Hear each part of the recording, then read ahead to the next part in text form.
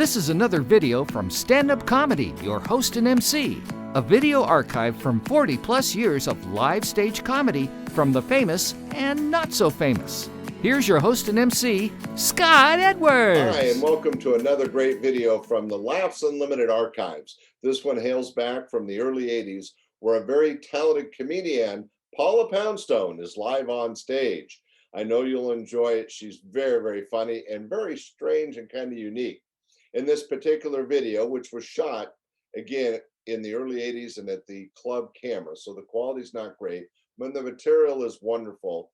Paula was one of the only acts to work multiple weeks at my club as she developed her style and her material. She was an opening act in the early 80s, and by 1984 was a headliner. This particular piece of comedy is her as a headliner live on stage.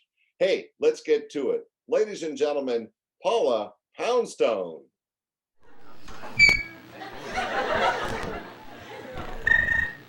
That's a noise from my telephone answering machine. You know, they give you that beeper so you can activate your messages? Well, I don't have to carry the beeper because I can make the noise myself.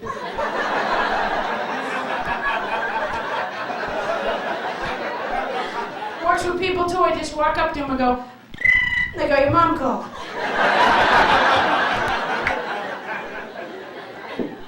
It's such a frightening thing. I hate it when my mom calls. Now, am I the only one who has this? My mom calls and hangs up? I have to change my phone number because of my mom.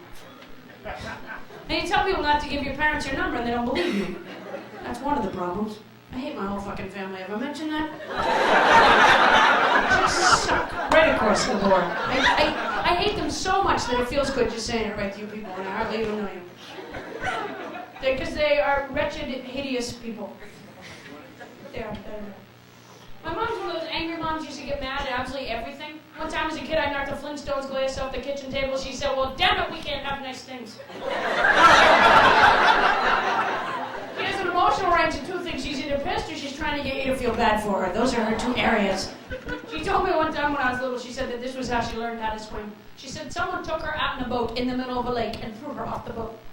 And that's how she learned how to swim. I said, Mom, they weren't trying to teach you to swim. I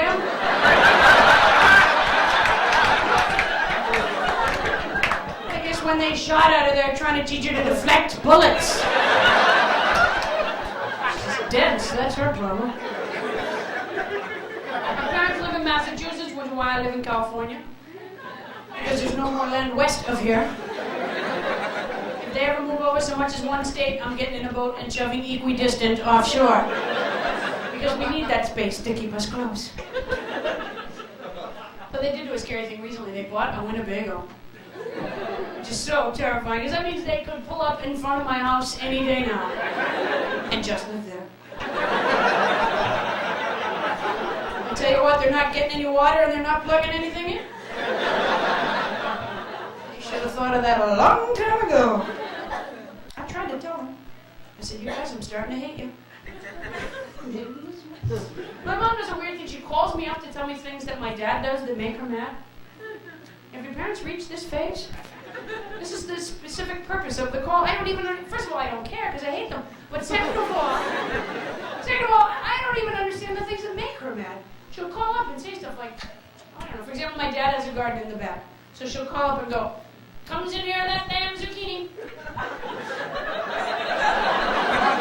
And I'm waiting for the next sentence. So I'm thinking that can't possibly be it.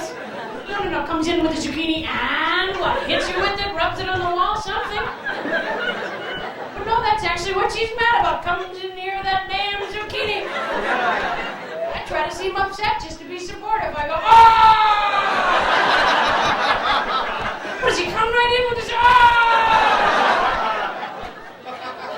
Got a whole bunch of them like that. Sits in there on that damn couch. Okay, now he's gone too far. What does he sit right on the actual I'm afraid to have furniture. Really, I've been using it wrong all these years. Weird. My parents have a trampoline in their backyard.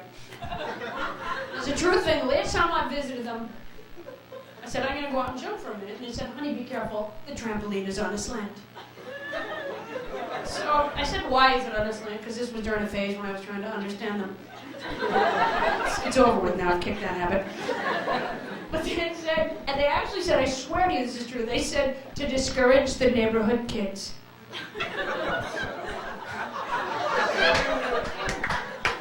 I don't have to jump, you have to picture this. If you jump on a flat surface, you go straight up and down, but if it's on a slant, you go off. I went out to jump, there was a pile of dead kids behind some shrubs.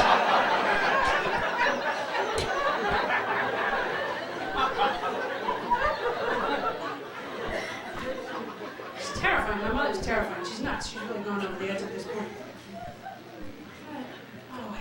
She was very young when she had us, though. I know when I was born, she was 3. I'll never know the embarrassment of being dropped off at school in the Barbie dream car.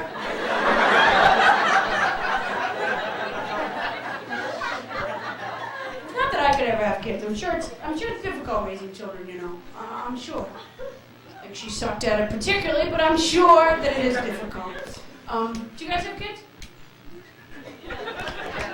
Not yet? Any minute now? Waiting for, I hope so.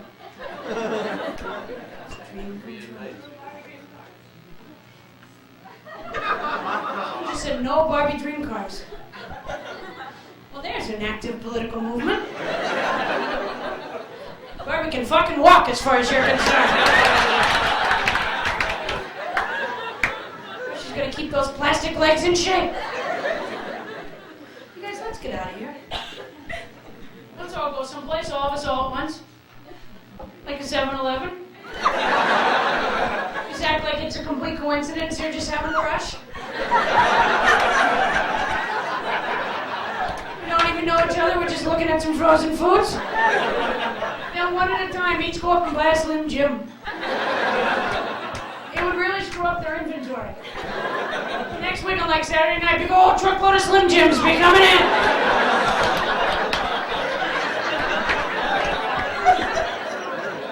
You better get ready, they're in here last week. Bunch of people and a really hopeful guy.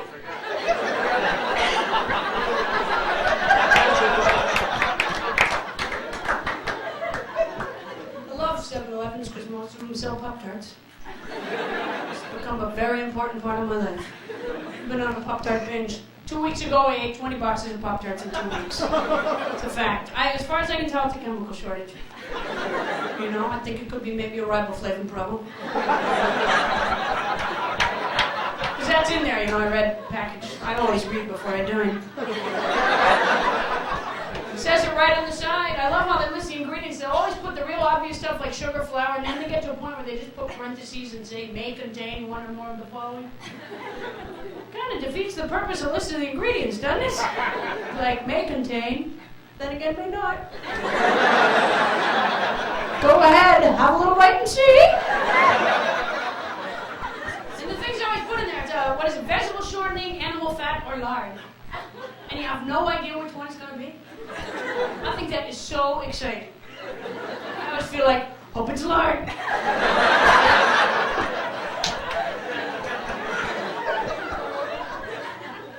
And they get to a point too, and they put the toasting instructions, which can be so helpful. I got Cavalier once and didn't read. Pop-Tart injury.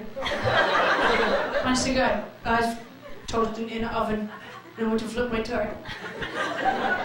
And sustained this nasty injury. And you know what? Twice. That's the upsetting part. I'm so clumsy, you know, and you have to be so careful in the home. I was almost killed by cinnamon once. I was making some cinnamon toast because I'm really good in the kitchen. And just as I went to take it out of the blender,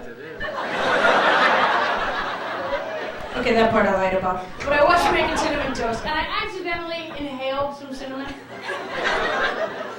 And it caused me to sneeze so hard that I hit my head on the counter and was knocked onto the floor, writhing in pain. I thought, great, I'm gonna die from cinnamon. What a shitty eulogy that'll make. She loved spices. I am suicidal, actually. actually, but I want to do it on purpose. I don't want to just die from cinnamon.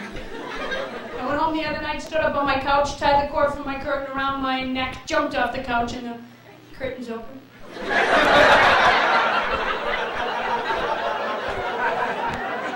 And I did try carbon monoxide. That I was doing, but my building has a big underground parking garage, so it was taking a really long time. I had to bring a stack of books and some snacks. People go by and tap on the window, go, how's that suicide coming? I go, pretty good, thanks. I felt drowsy earlier today.